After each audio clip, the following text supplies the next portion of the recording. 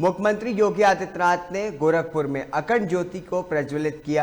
गोरखपुर प्रवास के दूसरे दिन उन्होंने पूजा तथा गौ सेवा के बाद अखंड ज्योति को प्रज्वलित करने के बाद इसके रथ को भी रवाना किया। इसके बाद मुख्यमंत्री योगी आदित्यनाथ ने जनता दरबार में फरियादियों से बात की और सभी अधिकारियों को निस्तारण के लिए निर्देश दिए। गोरखनाथ मंदिर तथा महाराणा प्रताप शिक्षा परिषद के पदाधिकारी भी इस कार्यक्रम में शामिल हुए। इस दौरान सीएम योगी ने क्या कुछ कहा, आइए सुनाते हैं आपको। आजादी के बाद पहली बार ये देखने को मिला है कि भारत में कितनी ऊर्जा, भारत दुनिया का सबसे युवा राष्ट्र है। जब ओलंपिक और पैरालंपिक में भारत के खिलाड़ी शानदार प्रदर्शन करके वापस आते हैं तो उस विभाग के मंत्री के रूप में आज आपका गोरखपुर में आगमन हुआ है। गोरखपुर में ब्रह्मलीन गोरक्षपीठाधीश्वर महंत दिग्विजयनाथ जी महाराज के द्वारा 1932 में स्थापित महाराणा प्रताप शिक्षा परिषद के संस्थापक समारोह के उद्घाटन कार्यक्रम के मुख्य अतिथि के रूप में आपका हृदय से स्वागत और अभिनंदन है। महाराणा प्रताप शिक्षा परिषद की शुरुआत ही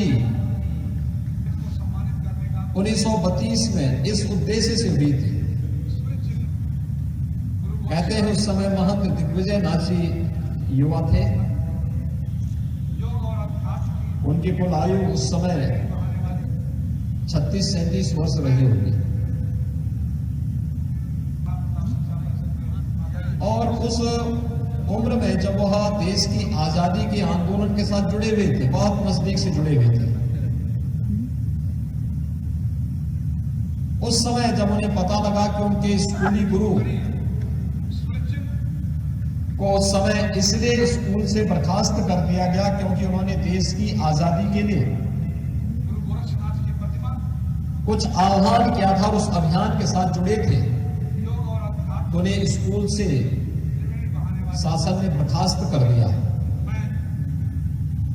अपने गुरु के सम्मान के लिए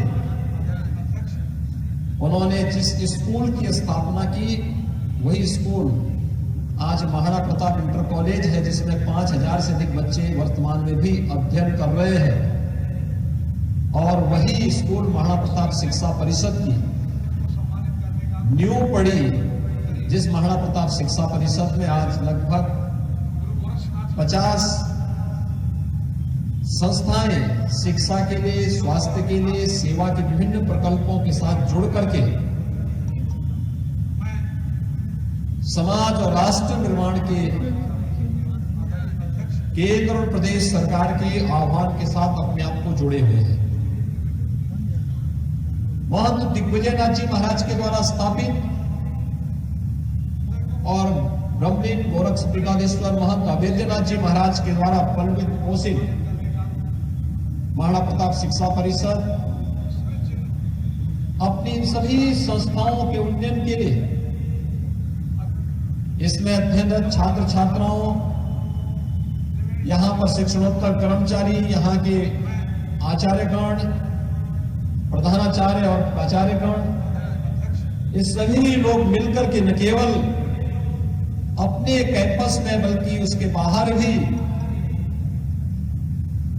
राष्ट्रीय मूल्यों की शिक्षा, देशभक्ति की शिक्षा, न केवल सैद्धांतिक और व्यावहारिक जीवन में बल्कि एक छात्र के सर्वांगीण विकास में क्या भूमिका होनी चाहिए शिक्षा की, इस भूमिका का निर्वहन करते चले आ रहे हैं। हम सब जानते हैं वर्तमान में पूरी दुनिया विगत 20 माह से एक महामारी का सामना कर रही है, एक कोरोना महामारी। इसने सामाजिक जीवन को और सामान्य जनजीवन को बुरी तरह दुनिया के अंदर प्रभावित किया। लेकिन हम सबका सौभाग्य है कि भारत के अंदर प्रधानमंत्री मोदी जी के यशस्वी नेतृत्व में कोरोना प्रबंधन दुनिया के सामने एक उदाहरण बना है।